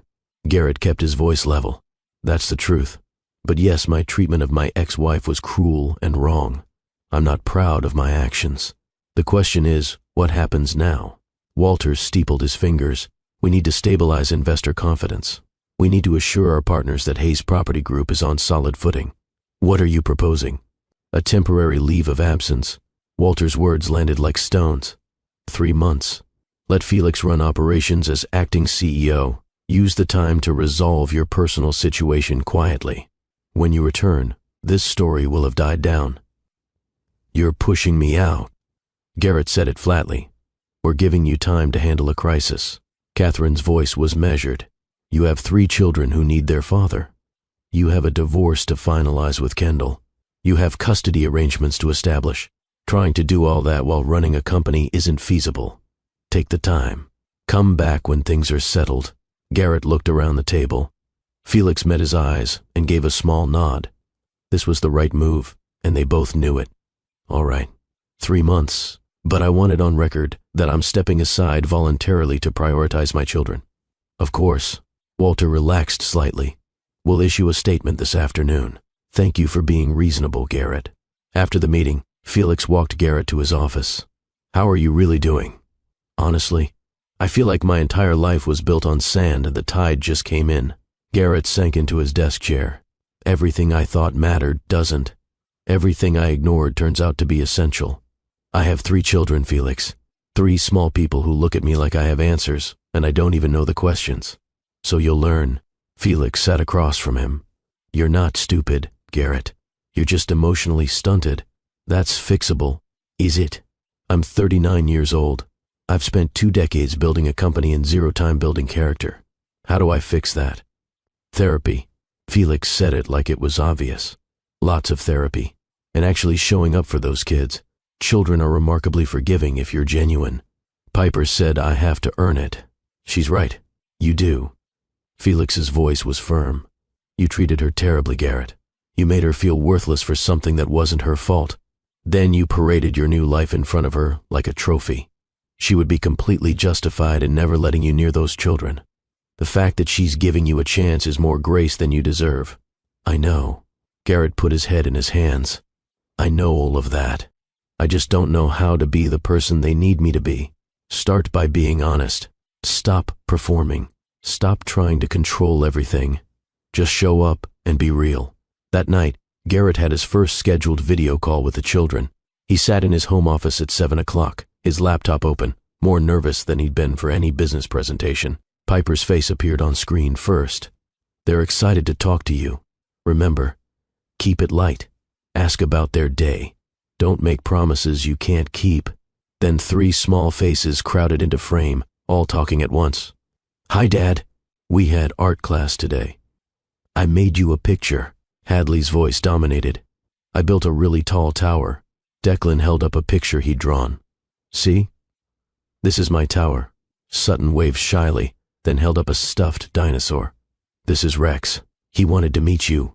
Garrett felt his throat tighten. Hi, guys. Tell me about your day. For the next 30 minutes, they chattered about preschool, their friends, the snack they'd had, a game they played. Garrett mostly listened, asking occasional questions, learning the rhythm of their speech patterns, the things that excited them, the way they interrupted each other and finished each other's sentences. When it was time to say goodnight, Hadley asked, When can we see you for real? Not just on the computer? Soon. Garrett looked at Piper, who nodded. How about next weekend? I could come to Boulder and we could spend Saturday together. 3 enthusiastic yes responses. After the children logged off, Piper stayed on the line. That was good. You let them lead. That's important. I felt completely out of my depth. That's normal. You'll get better. Piper paused. Garrett, I meant to tell you. My lawyer contacted yours about formalizing arrangements. I'm not trying to keep you from them. I just want everything clear and legal. I understand. And Piper, I'm going to set up child support payments, backdated to their birth. I know you said you don't want money, but they're entitled to it. And so are you. We can discuss that through the lawyers. There's one more thing. Garrett took a breath. I'm taking a leave of absence from my company. 3 months. I want to focus on learning how to be their father, on doing this right. Piper's expression shifted, something like surprise crossing her face. That's a big decision. They're more important than business. It took me almost 40 years to figure that out, but I finally got there. After they hung up, Garrett sat in his home office for a long time. Then he opened his laptop and searched for therapists in the Denver area who specialized in helping adults process childhood trauma and develop emotional intelligence. He scheduled an appointment for the following week with Dr. Alan Bennett, who came highly recommended. At their first session, Dr. Bennett got right to the point. Tell me why you're here, Garrett. I discovered I have 3 children I didn't know about. My second marriage is ending. My company has pushed me aside temporarily. I moved out of my mansion into a smaller place in Boulder, and I feel like I'm meeting myself for the first time and not liking what I see. That's quite a list. Dr. Bennett made notes. Let's start with the children. How do you feel about them? Terrified, awed, guilty. Grateful. I don't know how to be a father. My own father was cold and distant. He taught me that a man's worth is measured by his achievements, not his relationships. I became exactly what he raised me to be, and now I realize it made me hollow. You're here, which means you want to change. I have to change. Those children deserve better than who I've been. What about you? Do you deserve better? Garrett looked up, surprised by the question.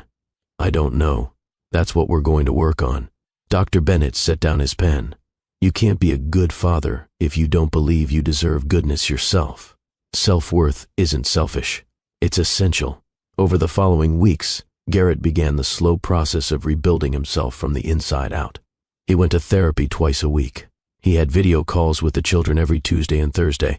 And that first Saturday, he drove to Boulder with sweaty palms and a racing heart. Piper's house was a modest craftsman on a tree-lined street. Nothing like the mansion he'd left, but when she opened the door and 3 children shouted "Dad" and ran to hug him, it felt more like home than anywhere he'd ever lived. They spent the day at a local park. Garrett pushed swings. He caught children coming down slides. He helped build snowmen. He listened to endless chatter about preschool drama and favorite snacks and the complicated social hierarchy of 4-year-olds. He made mistakes. He got frustrated when Declan had a meltdown over the wrong color juice box. He checked his phone during Hadley's long explanation of a game she'd invented. He struggled with Sutton's shyness, not knowing how to draw him out. But Piper was patient, gently correcting, modeling, teaching.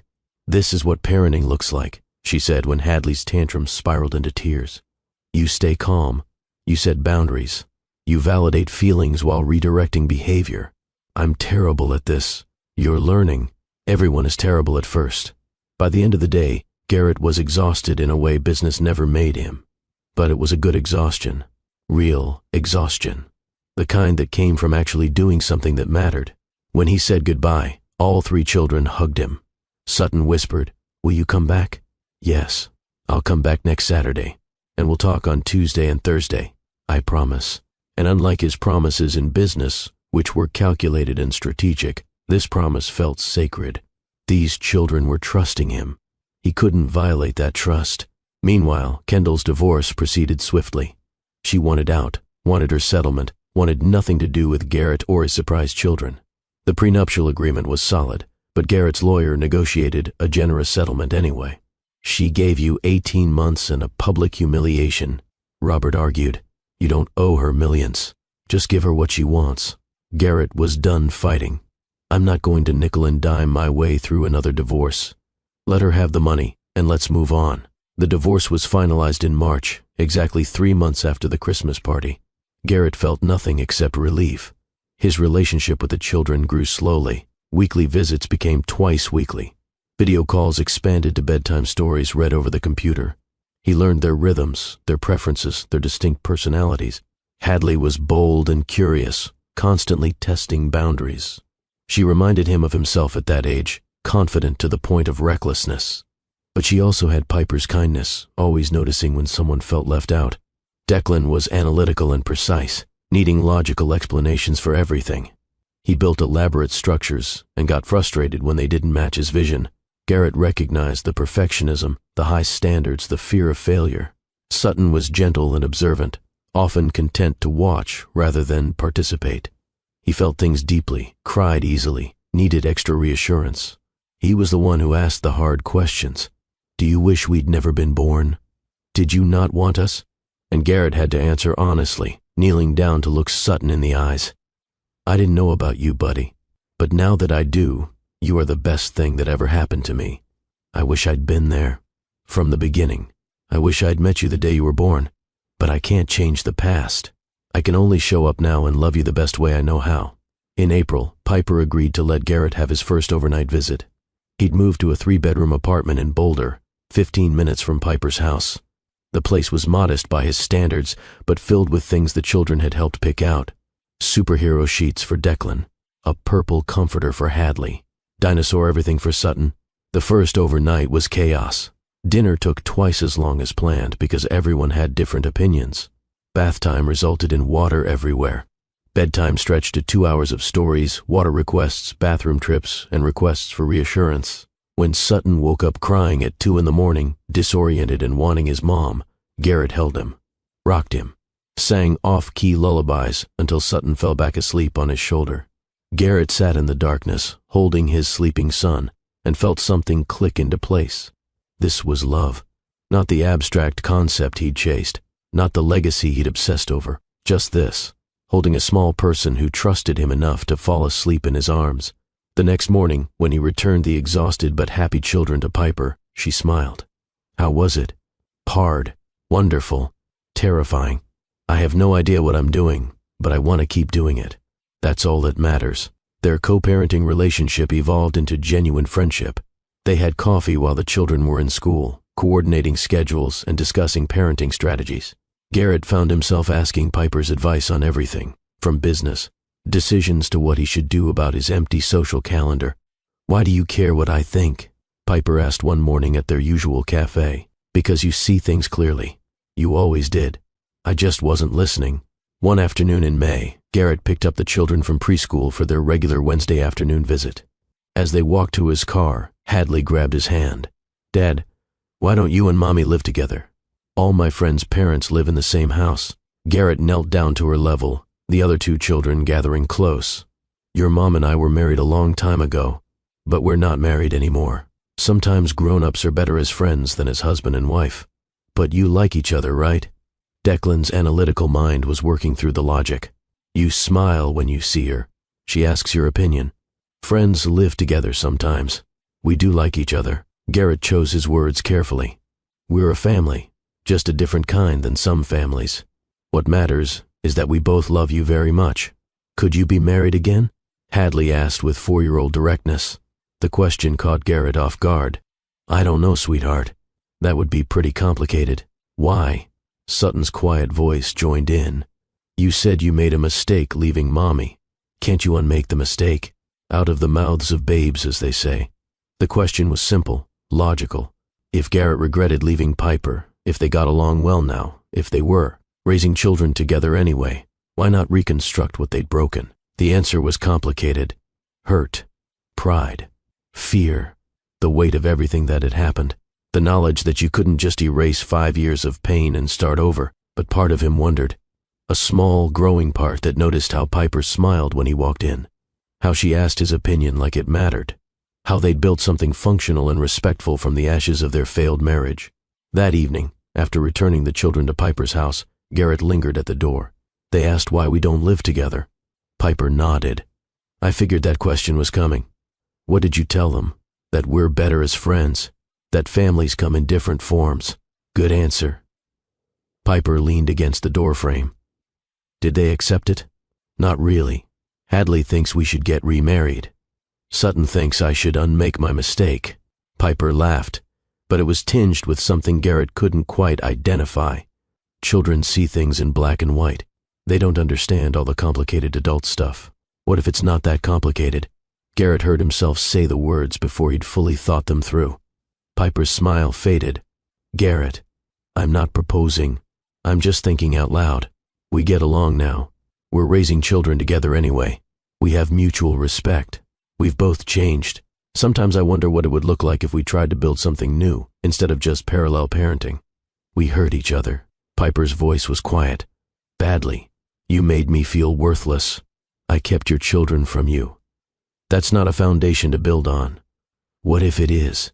What if the foundation is knowing exactly how badly we can hurt each other and choosing not to? What if it's having already seen each other at our worst and still deciding the other person is worth it?" Piper was quiet for a long time. "I need to think about this. And you need to be sure you're not just romanticizing co-parenting convenience into something it's not." "Fair." Garrett stepped back. "But Piper, I need you to know something. I've spent the last 6 months learning who I really am underneath all the performance, and the person I'm discovering, the real me, is better when I'm around you. Not because you complete me or any of that nonsense, but because you make me want to be the best version of myself. You always did." He left before she could respond, before he could say anything else that might complicate things further. But the seed had been planted, and over the following weeks, something shifted between them. Not dramatic, not sudden, just small moments that felt like more than friendship. The way Piper's hand lingered on his arm when she thanked him for handling Declan's meltdowns so well. The way Garrett found himself thinking about her at odd moments. The way they both laughed at the same time during a children's movie, caught each other's eyes, and held the gaze a beat too long. In June, Garrett returned to work, but not as CEO. He negotiated a new arrangement with the board. Felix would remain as CEO.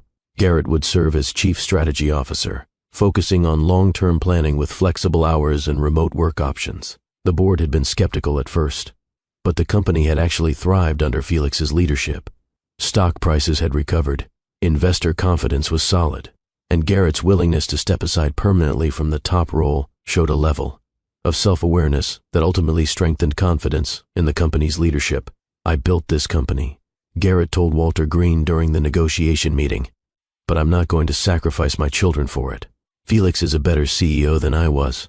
I'm a better strategist than manager. This arrangement serves everyone." "Your children have changed you," Walter observed. "They saved me." Garrett corrected. "I was successful and miserable. Now I'm less successful and actually happy. I'll take that trade every time." Garrett also restructured his company's focus.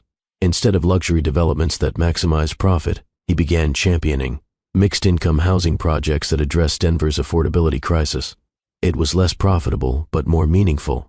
Felix supported the shift. "This is better for our long-term reputation anyway. We're not just developers anymore. We're community builders." In July, Garrett took the children on their first vacation together. A week in a cabin near Rocky Mountain National Park. Just him and 3 4-year-olds. No nanny, no Piper, just Dad figuring it out. It was hard. Hadley got altitude sickness the second day. Declan had a meltdown over the lack of Wi-Fi. Sutton was terrified of the unfamiliar nighttime sounds, but they hiked together, built campfires together, saw elk and marmots, and learned about ecosystems. Hadley collected rocks for her growing collection. Declan built elaborate fairy houses from forest materials. Sutton named every chipmunk they encountered. On the last night, they sat around the campfire roasting marshmallows. The sky was impossibly clear, stars scattered like diamonds. "Dad, do you like being our dad now?" Sutton asked, his face sticky with marshmallow. "Being your dad is the best thing I've ever done."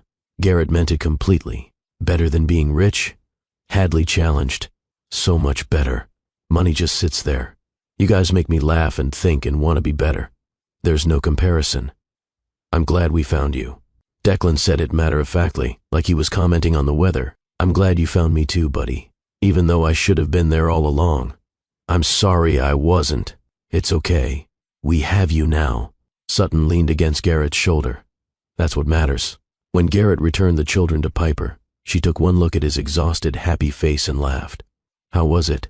"Best week of my life. Also the hardest." "How do you do this every day?" "Practice." Piper smiled. "And coffee. Lots of coffee. Come in. I want to hear about the trip." They sat in her kitchen while the children showed their mother everything they'd collected, talking over each other in their excitement. Garrett watched Piper with her children and saw what he'd been too blind to see before. This was strength. This was success.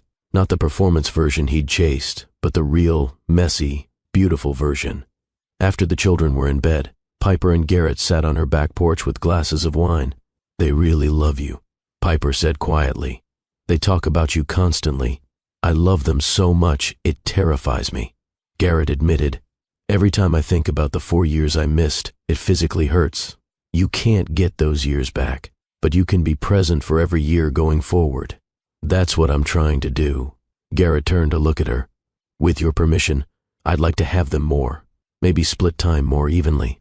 I know you're their primary parent, and I'm not trying to take them from you, but I want to be fully involved, not just peripheral. I think that would be good for them." Piper nodded. "We can work out a new schedule."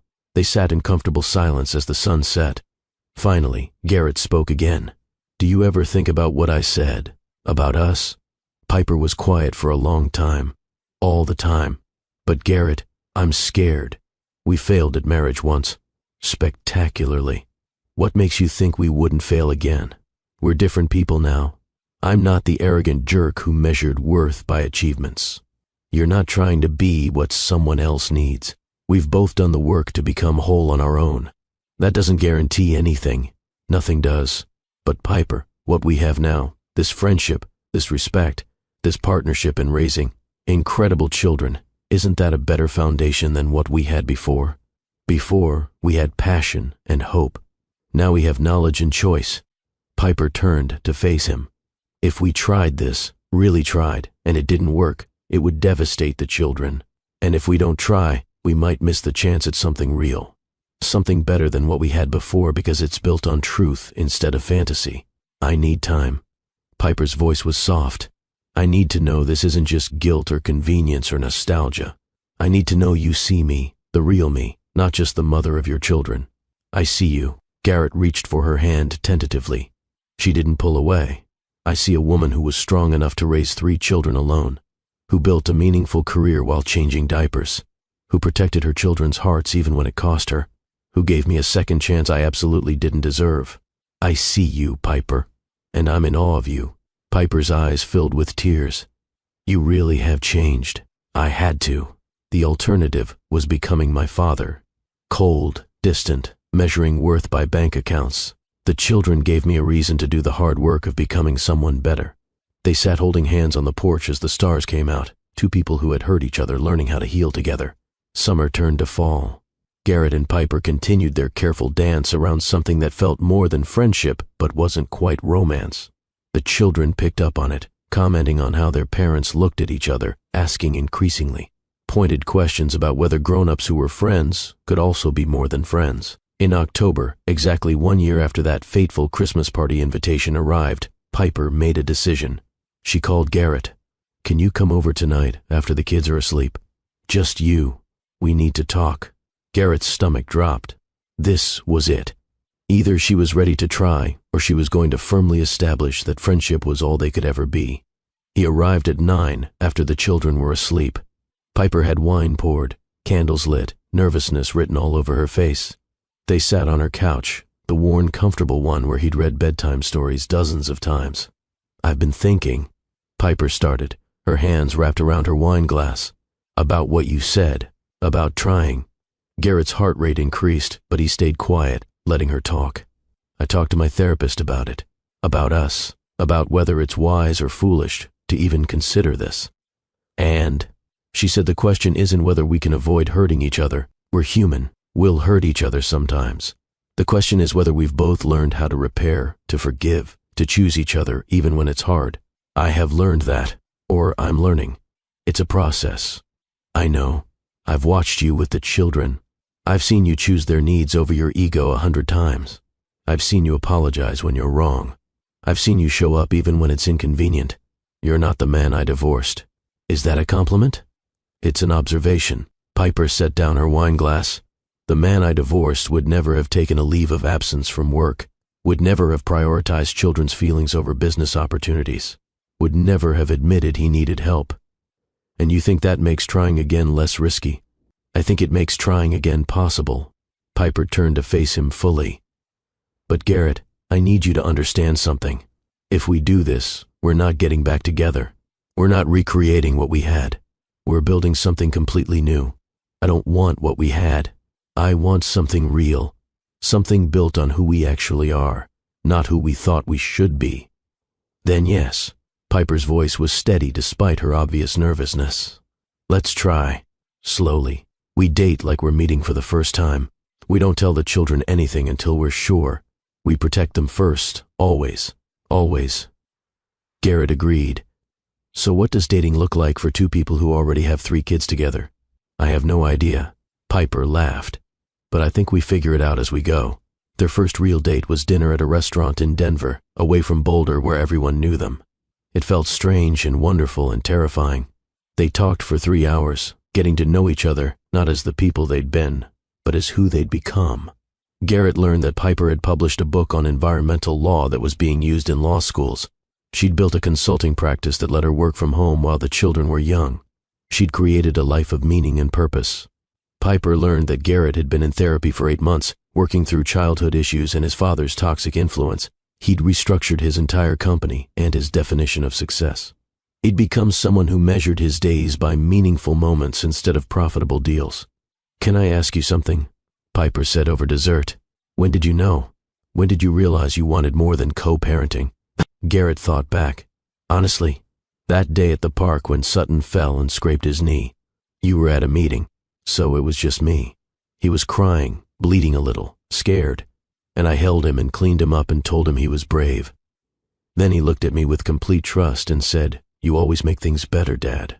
In that moment, I realized I wanted to make everything better, not just for him, but for all of you. I wanted to be the person you all came to when things were hard, not just as a dad, but as a partner to you. That's when I knew too. Piper's eyes were soft. I saw how you handled it. You didn't panic or call me. You just dealt with it. And when I got home, Sutton told me the whole story like it was an adventure. You'd turned a scary moment into a bonding experience. I realized you'd become the father I always hoped you could be, and I wondered if you might also be the partner I'd needed all along. They dated for 3 months before telling the children. 3 months of stolen dinners and long conversations and learning how to be together without an audience. 3 months of discovering that they genuinely liked each other now in ways they never had before. When they finally sat the children down in December, 1 year after the Christmas party that changed everything, 3 small faces watched them with suspicious hope. "Kids, we want to talk to you about something," Piper started gently. "You're getting married again," Hadley announced confidently. "We're not getting married," Garrett corrected, "but we are dating. Do you know what that means?" "It means you like each other as more than friends," Declan said with his usual precision. "That's right. We wanted to tell you because it might mean some changes. We might spend more time together as a whole family." "Does that mean Dad will live here?" Sutton's eyes were huge. "Not yet. Maybe not ever." Piper was careful. "We're taking things slowly. What matters is that we all love each other, and we're figuring out what that looks like for our family." "I think it's good," Hadley declared. "I like it when we're all together. It feels right." The other two nodded agreement. That easily, that simply, the children accepted what the adults had spent months agonizing over, because to them, it was simple. The people they loved were choosing to love each other. Of course, that was good. Christmas arrived again, 1 year after the catastrophic party. This time, Piper invited Garrett to celebrate at her house. No guests, no performance, just the 5 of them. They decorated the tree together with handmade ornaments the children had created in preschool. They made cookies that were slightly burned. They watched Christmas movies while drinking hot chocolate. They read the Nativity story and talked about what the season meant. On Christmas morning, the children woke up early and ran to see what Santa had brought.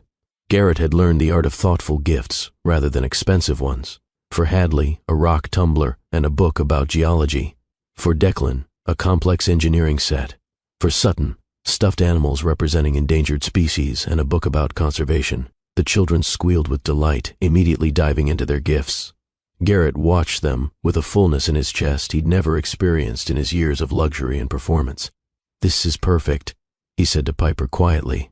She smiled. "It's real. That's better than perfect. I have something for you." Garrett handed her a small wrapped box. Piper opened it to find a simple silver necklace with a small pendant. 3 intertwined circles. "The circles represent our children," Garrett explained. "They're connected but distinct, just like our family. We're all linked together in this messy, beautiful, imperfect thing." Piper's eyes filled with tears. "It's beautiful.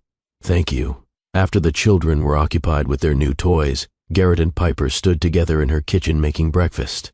The domesticity of it, the ordinary magic of scrambling eggs and pouring juice, while children played nearby, felt more precious than anything Garrett had accumulated in his mansion.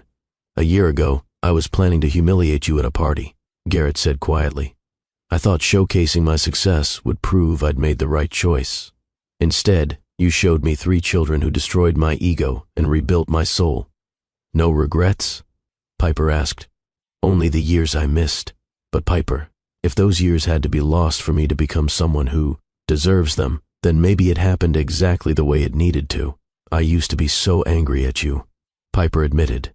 "For leaving, for calling me defective, for building a new life while I struggled alone. But somewhere along the way, the anger transformed into something else. Gratitude, maybe, because you leaving forced me to become strong in ways I never would have otherwise. So we're both grateful for the worst thing that happened to us? Maybe that's what redemption looks like, taking the broken pieces and building something better than what we had before." They stood together in comfortable silence, watching their children play, building something new from the wreckage of their past. If you're still watching this story, if you've stayed with Garrett and Piper and their children through this journey, I need you to hear something. This story isn't just about them. It's about all of us. Every person who has made choices they regret. Every person who has measured their worth by the wrong standards. Every person who has hurt someone they loved and wondered if redemption is possible. Garrett's transformation didn't happen because of one dramatic moment. It happened because of 1,000 small choices. To show up, to apologize, to put children's needs before his ego, to do the boring hard work of therapy, to redefine success, to choose meaning over money. Piper's forgiveness didn't come easily or quickly.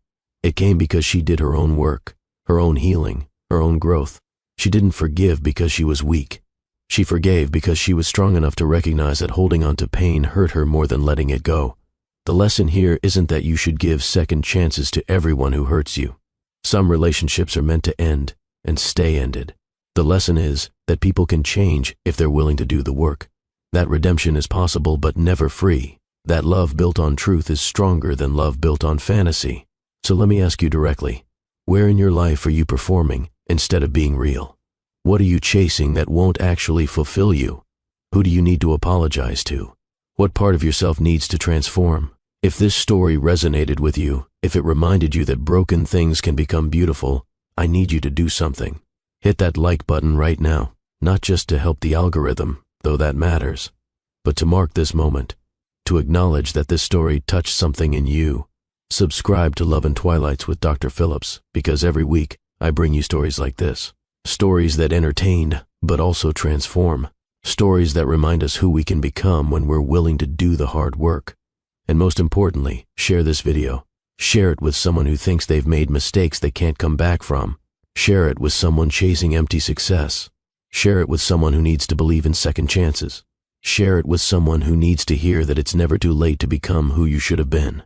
Drop a comment telling me what this story made you feel, think, or realize. Tell me about your own journey, your own transformation, your own moment when everything changed. I read every comment. This isn't just content. This is conversation. This is community. Because here's the truth that Garrett learned the hard way. Legacy isn't what you leave behind when you die. It's how you show up every day while you're alive. It's not your bank account or your job title or your Instagram following. It's whether the people who know you best can see your love through your actions. Garrett Hayes lost a mansion and gained a home, lost a trophy wife and found a real partner, lost empty success and found meaningful purpose. He stopped being the man his father raised him to be and became the man his children needed him to be. And in doing that, he became the man he needed to be all along. 3 years after that catastrophic Christmas party, Garrett and Piper sat on her back porch again. The children, now 7 years old, were inside finishing homework. The evening was warm, summer stretching into twilight. "They've been asking again," Piper said, a smile playing at her lips. "About marriage? About why we're still just dating? Hadley thinks 3 years is long enough to make up our minds." Garrett laughed. "She's not wrong. So, what do we tell them? We tell them the truth. We're in no rush. We're building something real, and real things can't be rushed. Is that really why? Or are we both still scared?" Garrett considered the question honestly. "Maybe both. I'm not scared of commitment to you. I'm scared of messing it up, of falling back into old patterns, of disappointing them again." "You won't." Piper reached for his hand. "You're not that man anymore. Neither are you that woman. You don't need my validation or anyone else's to know your worth. We're both still works in progress. That's the point. We'll always be works in progress. But now we're progressing together instead of apart." Inside, Hadley called out, "Dad, I need help with my math homework." Garrett stood. "That's my cue. The homework wrangler has been summoned." As he walked inside, Piper watched him go. This man who had left her for being defective, who had orchestrated a party to humiliate her, who had missed the first 4 years of his children's lives. This man had transformed into someone who helped with homework and attended parent-teacher conferences and knew the names of all their children's friends. People could change. Not easily, not quickly, but genuinely. That Christmas, their 4th together as a family, Garrett finally asked the question he'd been holding. They were alone in Piper's kitchen on Christmas morning, the children still asleep, coffee brewing, the house quiet and peaceful. "Piper, I know we said we weren't rushing, that we were building something real and real things take time. But I need to ask you something." Piper looked up from where she was preparing ingredients for Christmas breakfast. "Okay, will you marry me?" Again, differently. Not because society says we should, or because it makes Skio parenting easier, or because the children want it, but because I love you, the real you, the strong, brilliant, kind woman you are, because I want to spend the rest of my life partnering with you, because you make me better, and I hope I make you better too. Piper was quiet for a long moment. Then, yes. On one condition. Anything. We don't do it for anyone else, not for the children, though they'll be happy, not for appearances, not to complete some fairy tale. We do it because we're choosing each other, fully knowing each other, with all our flaws and histories and baggage. That's exactly why I'm asking. Then yes. Absolutely yes, they told the children at breakfast. 3 7-year-olds cheered so loud the neighbors probably heard. Hadley immediately began planning the wedding. Declan wanted to know the exact date so he could count down. Sutton just hugged both his parents and said, finally, the wedding, when it happened in spring, was nothing like their first one. No magazine coverage, no designer everything. Just family and close friends in Piper's backyard. The children participated in the ceremony, reading poems they'd written about family. Garrett's vows were simple and honest. "Piper, I failed you once. I measured you by the wrong standards and lost something irreplaceable. You gave me a second chance I didn't deserve. And in doing that, you gave me the opportunity to become someone worth that chance. I promise to choose you every day, to do the hard work of partnership, to measure my success by whether our family is healthy and happy, not by any external standard. I love you for exactly who you are." Piper's vows matched. "Garrett, you taught me that people can change, that redemption is possible, that our worst moments don't define us if we're willing to grow from them. You've shown our children what it means to admit mistakes and make amends. You've become the father they deserve and the partner I needed. I choose you, knowing exactly who you are and who you're becoming. I love you." Felix, standing as Garrett's best man, said afterward, "You know, 5 years ago if someone told me you'd be here, I wouldn't have believed it. 5 years ago, I wouldn't have believed it either." Garrett watched Piper dance with their children. "I thought I knew what I wanted. I was so wrong. Being wrong was the best thing that happened to you." "No," Garrett corrected. "Those 3 children were the best thing that happened to me. Being wrong about everything else just gave me the opportunity to appreciate them." As the evening wound down and guests began to leave, Garrett stood with Piper watching their children play. Hadley was organizing an elaborate game. Declan was explaining the rules with excessive detail. Sutton was making sure everyone felt included. "They're amazing," Garrett said, not for the first time. "They are, and they're half you. The best parts are all you. The best parts are all of us together." Piper leaned against his shoulder. "That's what family means." Later that night, after the children were asleep and the house was quiet, Garrett and Piper sat on their back porch. Stars scattered across the Colorado sky. The air smelled like pine and possibility. "Do you remember the Christmas party?" Garrett asked. "The one that started all this? I remember walking through your door with 3 terrified children. I remember your face when you saw them. I remember destroying your perfect evening. You saved my life that night. I just didn't know it yet. We saved each other," Piper corrected. "I needed to stop carrying that secret. You needed to face the truth. The children needed their father. Everyone got what they needed, just not the way anyone expected. Do you think we'll make it this time? Really make it?" Piper considered the question. "I think we'll choose to make it. Every day.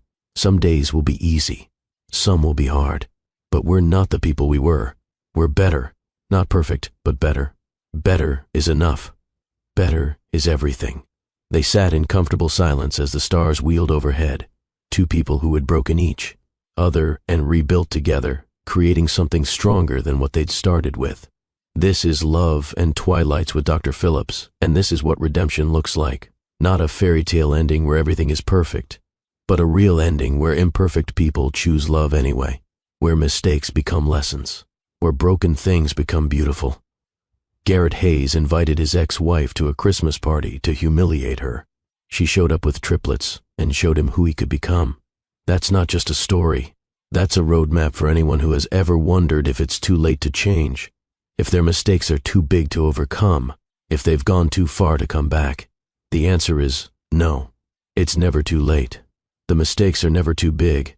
You're never too far gone. But change requires courage, humility, work, consistency, time. Garrett lost 4 years with his children. He can never get those back, but he showed up for every year after. And in doing that, he created a legacy that had nothing to do with bloodlines or money and everything to do with love and presence. So one final question before we close.